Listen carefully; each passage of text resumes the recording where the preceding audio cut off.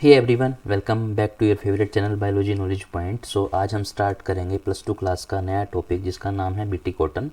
सो इस टॉपिक के अंदर हम ये देखेंगे कि जो बीटी कॉटन का प्लांट होता है उसको हम ट्रांसजेनिक कैसे बनाते हैं, वो किस तरीके से इंसेक्ट से अपने आप को प्रोटेक्शन करता है, और वो सब सीखेंगे कैसे हम इसको बनाते हैं। सो पूरी प्रोसेस समझेंगे, बने रहे इस चैनल के साथ। This is Akshay Chopra, lecturer of biology. मैं आपका इस चैनल पर स्वागत करता हूँ। करते हैं स्टार्ट इस टॉपिक को। तो सबसे पहले हम ये देखते हैं कि यहाँ पर जो आपका ये पिक्चर लगी हुई है ये आपका है कॉटन का प्लांट। ठीक है, कॉटन ऐसा दिखता है। और अभी हम इस प्रोसेस को स्टार्ट करेंगे। सो अभी ये पूरा का बायोटेक्नोलॉजी है, ये मैंने आपको सिखा दिया था। अब हम शुरू करते हैं हमारे बीटी कॉटन को। ठीक है, सो सबसे पहले यहाँ पर मैं लिखता हूँ बीटी कॉटन, बीटी कॉटन। सो सबसे पहले आपको ये पता होना चाहिए, जो ये मैंने बीटी लिखा है, इस बीटी का क्या मतलब है। इस बीटी का मतलब है कि यहाँ पर मैंने एक बैक्टीरिया यूज़ किया है। इस प्लांट के अंदर एक बैक्टीरिया यूज़ होता है जिसकी वजह से ये प्लांट आपका पेस्ट रेजिस्टेंट बनता है। सो इसकी जो बीटी की फुल फॉर्म आपको सबसे पहले पता होनी चाहिए, जिसका नाम होता है बैसिलस। इस बैक्टीरिया का नाम है ये बैसिलस थ्यूरोनजेंसिस। बैसिलस थ्यूरेंजेसिस, ये पूरा नाम है बीटी कॉटन का, बैसिलस थ्यूरेंजेसिस। ठीक है, आपको पहली चीज़ ये पता होनी चाहिए क्या है, कि ये एक बैक्टीरिया है। BT bacteria, bacillus thuringiensis bacteria. अब इस बैक्टीरिया को मैंने यहाँ पर क्यों लिखा है और उसका क्या रीज़न है लिखने का, वो आप समझो। ये मैंने बनाया एक आपका बैसिलस थ्यूरेंजेसिस। ठीक है, इसका जो डीएनए है, अभी मैं इसका डीएनए बनाता हूँ। ये डीएनए मैंने इसका बनाया।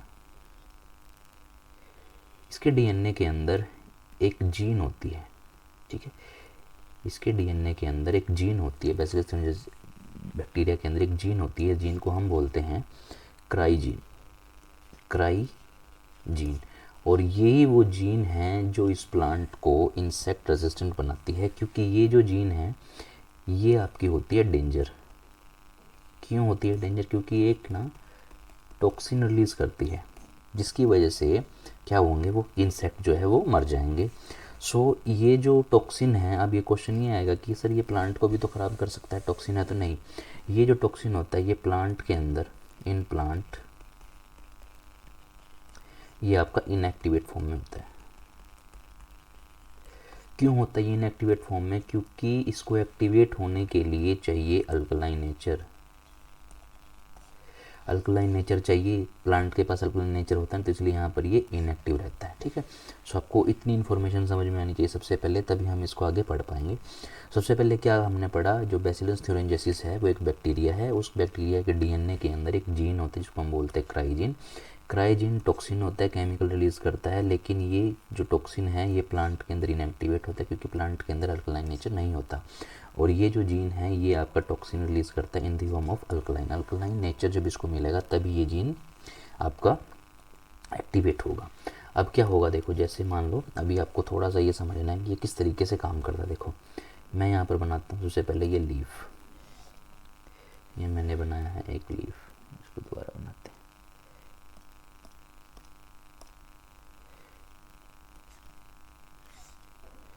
ये मैंने बनाया है एक लीफ। ठीक है, इस लीफ के अंदर मैंने ये डाल दिया जीन।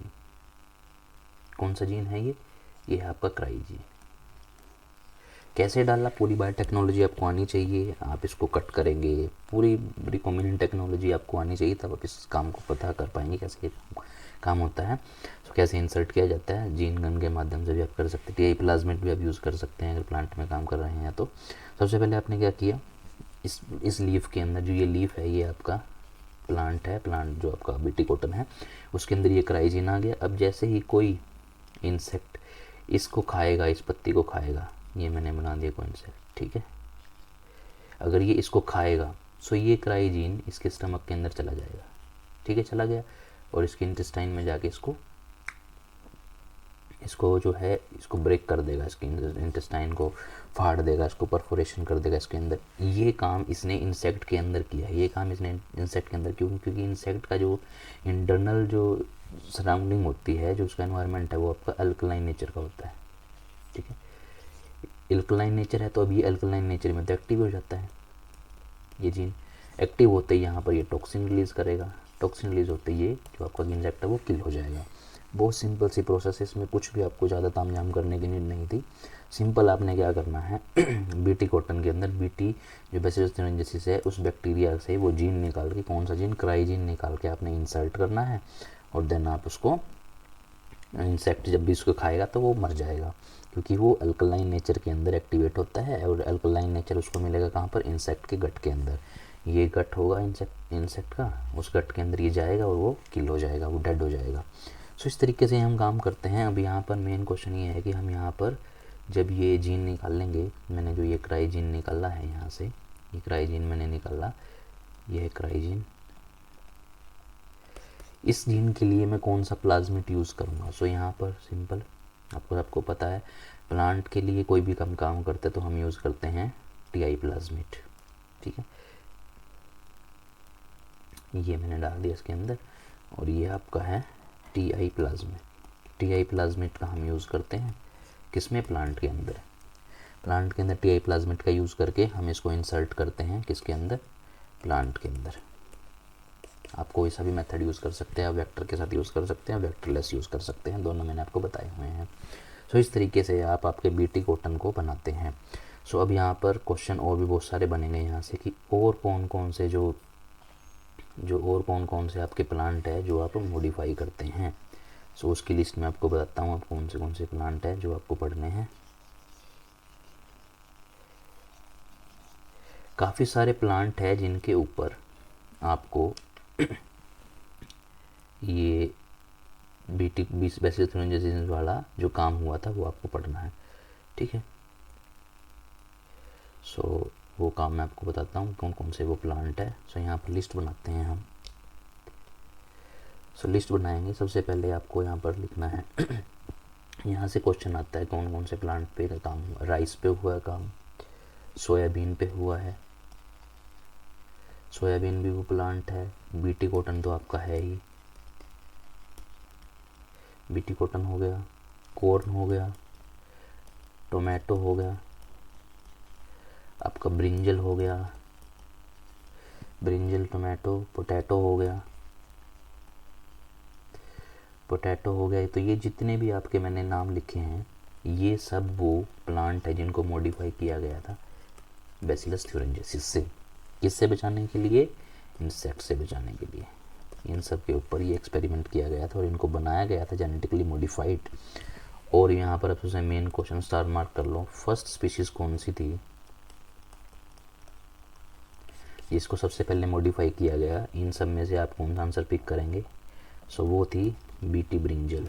बीटी ब्रिंजल वो स्पीशीज़ थी जिसके ऊपर सबसे पहले मॉडिफाई किया गया इंसेक्ट से बचाने के लिए बैसिलस thuringiensis के साथ, ठीक है। तो ये आपको पता होनी चाहिए।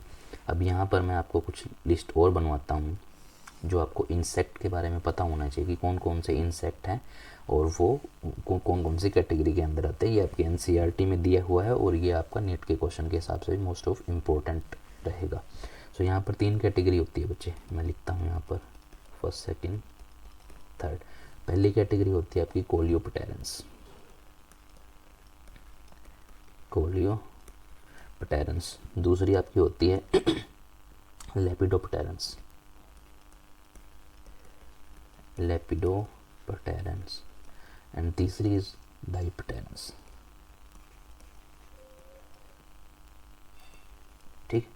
अब हम इनके अंदर कौन कौन से इंसेक्ट आते हैं उनकी लिस्ट बनाते हैं। कोलियोप्टेरन्स के अंदर आते हैं आपके बीटल्स, जितने भी आपके बीटल्स होंगे वो सारे कोलियोप्टेरन्स के अंदर आएंगे।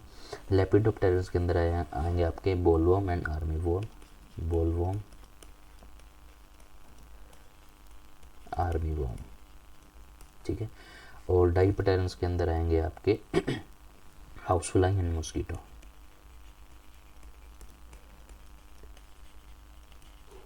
Housefly and mosquito.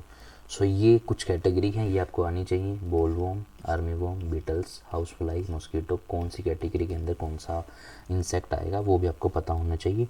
अब यहाँ पर 2 मैं आपको स्पेशल वो बताऊँगा, एक बोलवर्म और एक कॉर्न बोरर। दोनों में आपको एक चीज़ देखनी है कि दोनों में थोड़ा सा डिफरेंस आएगा क्राइजीन से रिलेटेड। सो ये भी क्वेश्चन आपका इम्पोर्टेंट है आपके बोर्ड के हिसाब से भी और नीट के हिसाब से। सबसे पहले मैं यहाँ पर लिखता हूँ बोलवॉर्म, ठीक है। जो कॉटन को ख़राब कर सकते हैं तो उनके लिए हम यूज़ करते हैं जिसको हम कॉर्न बोरर भी बोलते हैं। सो यहाँ पर जो बोलवॉर्म है इसके लिए यूज़ किया जाएगा आपके 2 जीन, क्राई 1 AC और क्राई 2 AB। इसके लिए ये 2 जीन लगेंगी। और दूसरा है आपका कॉर्न बोरन के लिए लगेगा क्राई 1। इस एक से भी काम चल जाएगा। तो ये आप स्टार मार्क कर लो इसको, ये दोनों आपके मोस्ट इम्पोर्टेंट हैं।